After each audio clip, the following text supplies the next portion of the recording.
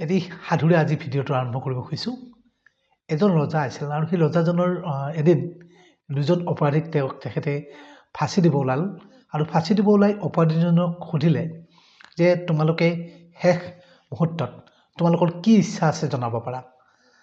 তেতিয়া এজনে ক'লে যে মোক কালিলৈ এটা দিন সময় দিয়ক আৰু এটা দিন সময় দিলে অন্ততঃ মই এটা দিন মই আপোনাৰ পৰা খুজিছোঁ।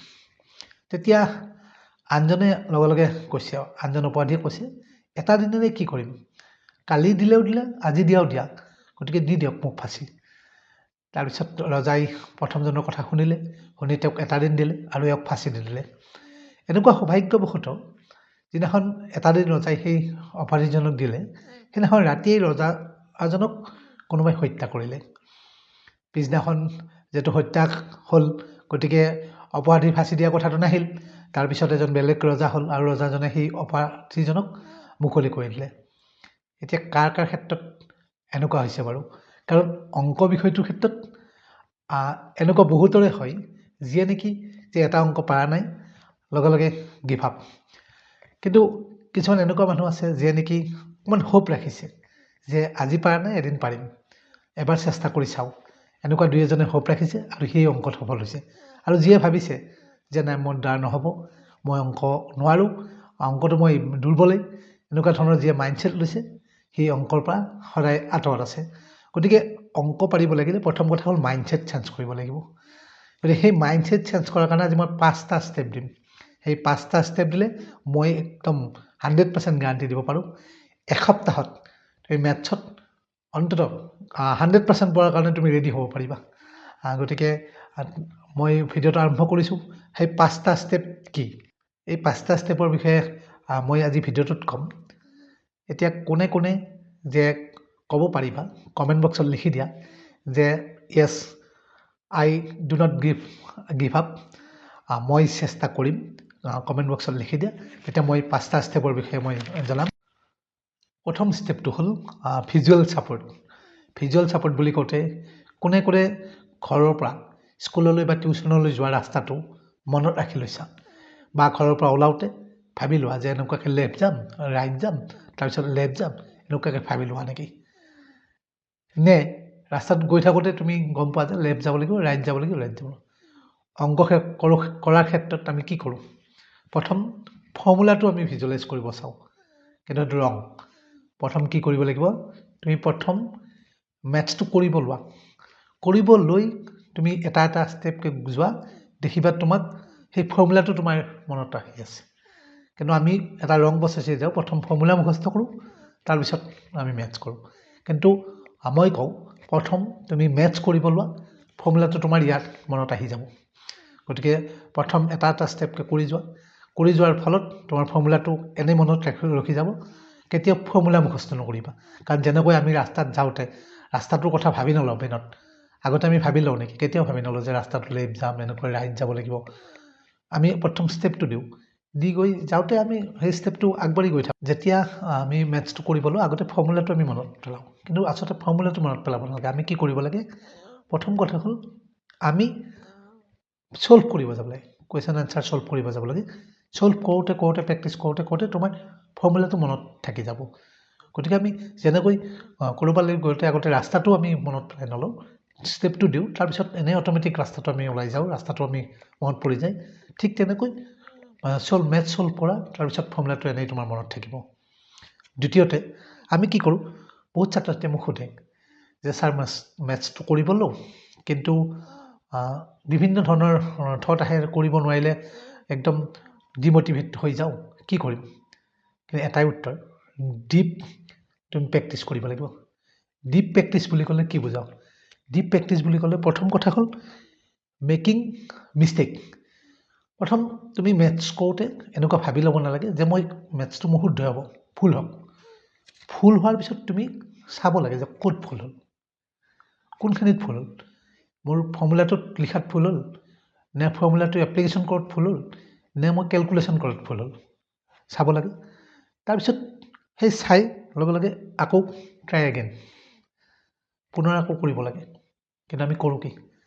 আমি প্ৰথম কৰিব ল'লোঁ, ভুল হ'ল, লগে লগে আমি কি কৰোঁ এক্সাম্পল চাওঁ এক্সাম্পল চালোঁ চাই ভাবিলোঁ বুজি পাইছোঁ তাৰপিছত আমি আকৌ সেই মেথছটো কৰিব ল'লোঁ যেতিয়া পাৰিলোঁ আমি পূৰা মোৰ ব্ৰেইনত আহি গ'ল কিন্তু ৰং সেইটো ব্ৰেইন গেম হয় সেই মুহূৰ্তত ব্ৰেইনটোৱে মিষ্টেক কৰে বুজা বুলি 80% পাই ফুলকৈ ইনফৰমেশ্যনটো দিয়ে এতিয়া মই বুজিলোঁ বুলি আৰু যাৰ ফলত কি সময় থৈ দিলোঁ বুজিলোঁ কিন্তু পিছত যেতিয়া কৰিব ল'ব দেখিব সেইটো মিষ্টেক হৈ গৈছে তেতিয়া আৰু মেমৰি নাই গতিকে কি কৰিব লাগে ডিপ প্ৰেক্টিছ কৰিব লাগে কি ফৰ্মুলা যে আমি প্ৰথম কি কৰিব লাগে মেথছটো কৰিব লাগে ফুল হ'ল এতিয়া ক'ত ফুল হ'ল আমি নিজাকৈ ওলাব লাগে ক'ত ফুল হ'ল ওলাই যেতিয়া ফুলটো দেখিম তাৰপিছত আমি আকৌ ট্ৰাই এগেইন আমি আকৌ কৰি চাম নিজাকৈ কৰিম তেতিয়া যদি এবাৰ যদি তোমাৰ ব্ৰেইনত সোমাই গ'ল আৰু কেতিয়াও নলায় কিন্তু আমি ওলোটাটো কৰোঁ এক্সাম্পল চাওঁ আমি মিছাকৈ ব্ৰেইনক প্ৰগ্ৰেমিং কৰাই দিওঁ যে মই বুজি পালোঁ তাৰপিছত জপাই থৈ দিলোঁ এইটো ফুল এতিয়া হওক একদম 3 নম্বৰটো একদম ইম্পৰ্টেণ্ট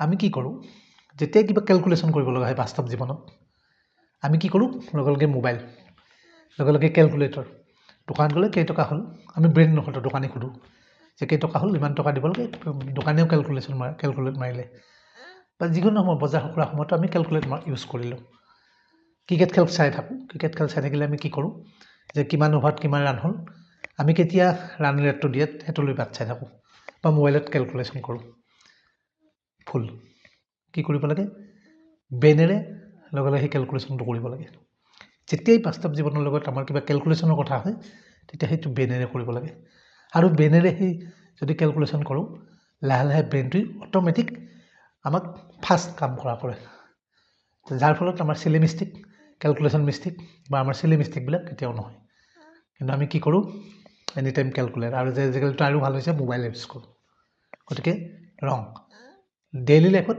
সদায় ব্ৰেইনেৰে কৰিবা যি কেলকুলেশ্যন কৰিব লগা হয় ব্ৰেইনেৰে কৰিবা কৰিব হৈছে আৰু এটা উপায় দিওঁ মোৰ যদি তোমালোকে কমেণ্ট বক্সত দিয়া যে আৰু ভিডিঅ' লাগে তেনেহ'লে মই ভেদিক মেথছৰ এনেকুৱা কিছুমান কেলকুলেশ্যন ঠিক শিকাই দিম যিবিলাকে তোমালোকৰ কেলকুলেশ্যনটো ফাষ্ট হ'ব আৰু আমি এটা কাম কৰোঁ যেতিয়া মেথছ কৰি কেলকুলেশ্যনখিনি পাওঁ হৈ যাব এইখিনি পৰীক্ষা হলত কৰি দিম থৈ দিওঁ জপাই কিন্তু বিশ্বাস কৰিবা 99% ল'ৰা ছোৱালীয়ে সেই মিষ্টেকটো কৰে যাৰ কাৰণে কেলকুলেশ্যনটো পৰীক্ষা হলত গৈ শুদ্ধ নহয় গতিকে কেতিয়াও নেৰিবা কেলকুলেশ্যনটো লগে লগে কৰিবা কৰিলে ব্ৰেইনটোত তোমাৰ ডেভেলপ হ'ব আৰু যিটোৱে তোমাক কেলকুলেশ্যনটো বা পাছত বাকী মেথছ কৰাত ইজি হ'ব ঠিক আছে আহোঁ 5 নম্বৰ ষ্টেপটোলৈ মষ্ট পাৱাৰফুল ষ্টেপ তোমালোকৰ এক্সামিনেশ্যন হলত তোমালোকে কি কৰা পেপাৰখন লৈ 1 নম্বৰৰ পৰা 5 নম্বৰলৈ তোমালোকে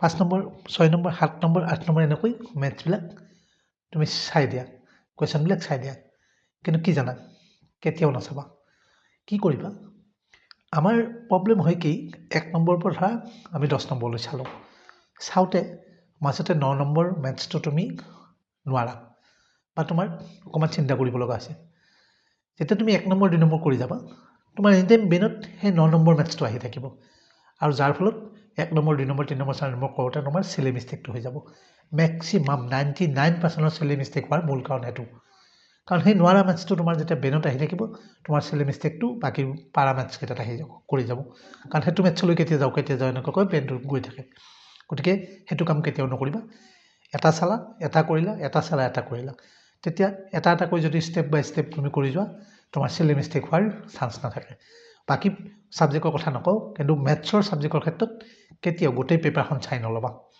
ঠিক আছে তোমালোকৰ এই 5টা একদম পাৱাৰফুল তোমালোকৰ টেকনিক শিকালোঁ তোমালোকে এটা এটা ষ্টেপ ফ'ল' কৰিবা তোমালোকক প্ৰতিটো ষ্টেপত মই ক'লোঁ আৰু প্ৰতিটো ষ্টেপ এই 7 দিনত তোমালোকে প্ৰেক্টিছ কৰা দেখিবা মেথছত তোমালোকৰ ভাল নম্বৰ পাবলৈ সক্ষম হৈছা যদি ভাল লাগিছে ভিডিঅ'টো তোমালোকে কমেণ্ট বক্সত দিবা আৰু 7 দিন ফ'ল' কৰা কৰি উঠি তোমালোকে গম পাবা তোমালোকৰ ৰিজাল্ট কি পাইছা কমেণ্ট বক্সত দিবা আৰু পিছৰ ভিডিঅ' পাবলৈ মই মেথছ বিমৰ সৈতে সত্যেন্দ্ৰ কলিতাই আহি আছোঁ তোমালোকক বিভিন্ন ধৰণৰ এনেকুৱা ভিডিঅ' পাবা দি থাকিম, তোমালোকে চাই থাকিবা।